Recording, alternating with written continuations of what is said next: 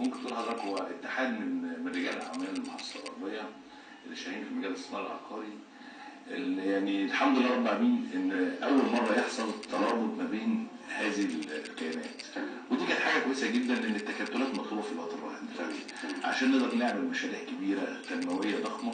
ما ينفعش كل واحد يشتغل لوحده، لازم نتحد ونتجمع كلنا، وده يمكن هو ده هدف السيد الرئيس، ان الكيانات الصغيره تتجمع وتبقى تعمل كيان كبير. فمن هذا المنطلق اتجمعنا مقابل يعني اول ما لقينا في مشكله صغيره طرقت في المحافظه كله تكاتف عشان نحلها، فدي كان حاجه كويسه جدا. لو اتكلمنا بقى يعني على انشاء الرابطه لبدايتها كانت في مشكله صغيره، لو اتكلمنا عن المشكله اللي واجهت شركات الاستثمار. والله هي كانت مشكله ولله الحمد لله رب العالمين يعني انها اتحلت في وقت سريع. يعني احنا برضو تقدمنا باستغاثه للسيد الرئيس عبد الفتاح السيسي والسيد وزير الدفاع في الرئيس صبحي، ولله الحمد لله يعني المشكله ديت لولا التدخل في السيد الرئيس وتدخل القيادات كانت ممكن تقعد 3 سنين. لان المشكله دي اصلا من سنه 99 مش من دلوقتي، يعني احنا عندنا المشكله ديت من سنه 99 فانها تطلع دلوقتي في الوقت الراهن دلوقتي وتطلع على الوش دلوقتي وتتحل بالسرعه ديت، فدي حاجه كويسه جدا. ولله الحمد يعني ممكن المشكله نتائج في شهر 4 ما خدتش شهر بالظبط وكانت محلوله الحمد لله. الحمد لله. يعني كان الجيش موجود في المشكله؟ لا هي قصه هي اتفهمت. هو كان في ناس عايزه توصل ان الجيش هو المشكله. عمر الجيش ما يكون مشكله الشعب ابدا، بالعكس احنا يمكن لحد النهارده قاعدين مع بعض اهو بنعمل حوار بضمانه ان الجيش المصري واقف رجاله في الارض ديت.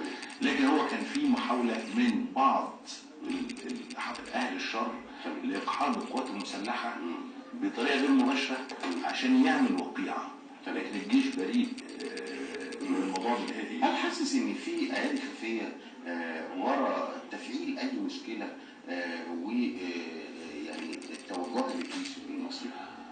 اولا اكبر دليل يثبت ان احنا يعني متاكدين ان الجيش هو الدرع الحامي لنا ان احنا استغاثنا بالجيش. مش استغاثنا يعني ما عملناش استغاثه لجهه ثانيه، احنا استغاثنا بالجيش المصري. لان طبعا احنا مشكله المحافظه الغربيه مع هيئه التخطيط العمراني وليس مع القوات المسلحه. هيئه التخطيط العمراني هي الجهه المنوطه بترسيم المحافظه وتقسيم المحافظه، تمام، وتقييد الارتفاعات فيها وجعل المناطق العمرانيه فين والمناطق السكنيه فين والمناطق التعليميه فين. فالمشكله معانا مع هيئه التخطيط العمراني وليس مع القوات المسلحه، لان احنا كمان محافظه ليست حدوديه وليست ساحليه. فهنا الجيش مش زي المحافظات، يعني مش يعني اجراءات الجيش جوه المحافظه يعني مش زي مرسى مطروح، مش زي المناطق الحدوديه، مش زي المحافظات اللي لو قلنا الرابطه والاجنده بقى اللي هتقوموا بيها او الاقتراحات اللي انتوا هتبتدوا تعملوها والمستقبل.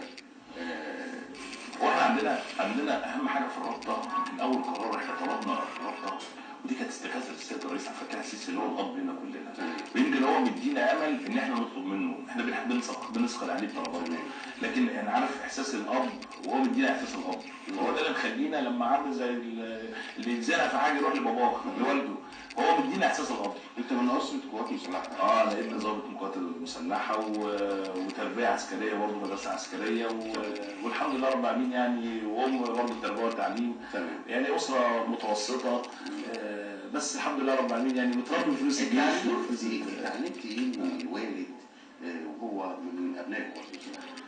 امشي عدل احترم عدوك فيه. مد يعني دايما الله يرحمه كان دايما يقول لك ايه، ما تفتحش في حته انت مش قدها، وادرس الخطوه قبل ما تحط رجلك.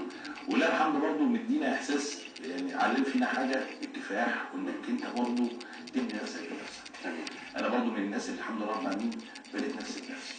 اجتهدنا واشتغلنا احنا في الكليه وفتحت شركه وانا في اولى كليه، ما استناش لما اتخرج لسه عشان اقول ما اتخرج. بدات من وانا في اولى كليه تجاره كنت فاتح شركه كمبيوتر وانا طالب في اولى كليه تجاره، واخد بالك، بحيث ان انا بحب البيزنس.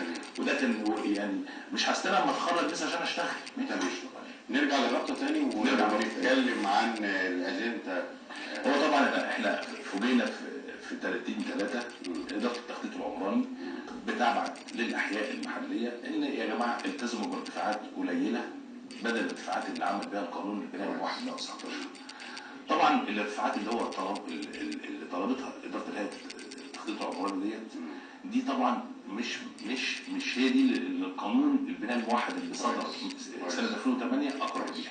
فمن هنا حصل تصادم ما بيننا وبين هيئه التخطيط العمراني، ان احنا اولا طلبنا ان لو في مخطط استراتيجي معمول لمحافظه الغربيه من سنه 99 طلبنا اعاده دراسه هذا المخطط مره اخرى كي يتماشى مع ظروف المحافظه، لان احنا يمكن بقالنا حوالي من بعد الثوره ما قامت واحنا بنطالب باعاده تقسيم محافظه الغربيه مره اخرى، لان المحافظه عندنا عدد سكانها كبير جدا وصل لحوالي 13 مليون نسمه تقريبا. كميه الاراضي اللي عندنا كلها في طنطا سواء مبني عليها او مش مبني عليها حوالي 4200 فدان فقط لا غير. طبعا في زياده سكانيه متزايده جدا ومفيش توسع لا افقي ولا راسي ولا في زياده صحراوي ولا في زياده ساحلي. فطبعا لما يجي المخطط الاستراتيجي هيئه التخطيط العمراني تعمله بارتفاعات لا تزيد عن 12 متر او 16 متر حتى، فده يفضل الازمه اكتر ما يحلهاش. طيب دي مشكله حلها يا باشمهندس؟ لله الحمد كانت ميزه السيد اللواء المحافظ احمد صدر، وانا اكيد من هذا المحافظ الله يبارك له على حسن السمع، يعني بيسمع من الاداره المحليه عنده، بيسمع من التخطيط وبيسمع من رجال الاعمال.